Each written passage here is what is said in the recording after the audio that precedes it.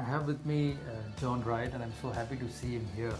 Wasn't expecting, but great to see him. He's got younger actually. He tells me he's 64, but I don't think he is 64. So my first question to him would be, how does he feel watching the Men in Blue from outside? Because he's actually created the Men in Blue during his time. My first overseas coach and my favorite coach till so far. And how does it feel, John, watching these boys?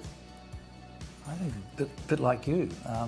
You sort of, we had another World Cup together and now they've got their chance. And I've always thought that it was the greatest privilege to have the opportunity to work in India. I never expected it, you know. And then how hard it was at the start for both of us, you know, proving ourselves. You know, you were a new captain and I was a foreign coach, and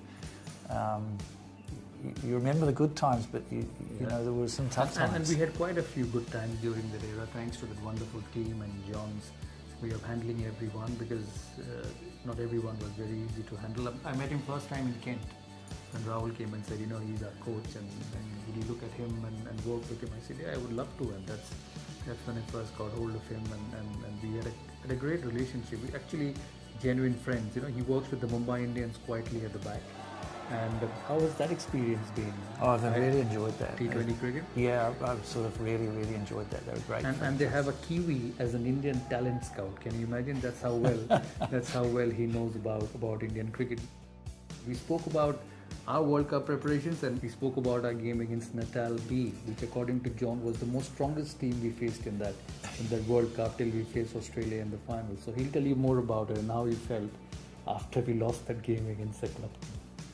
Well, we were playing on the outskirts of Durban, and we've been having a tough time. We'd gone to New Zealand, got thrashed, and Mr. Dalmia told me that, you know, we had to do well in the World Cup, and I knew that from my coaching perspective, and we played this game, and they didn't get many, and then you gave them a few just so we could have a few extra to chase, so we could have a good practice. This is one way of getting out behind me. Said you gave them many, because if they would have got, was it my fault? if they would have got 100, we would have won that game. But nonetheless, we had a great World Cup, and he was responsible for it because there were some strong-headed players in that side.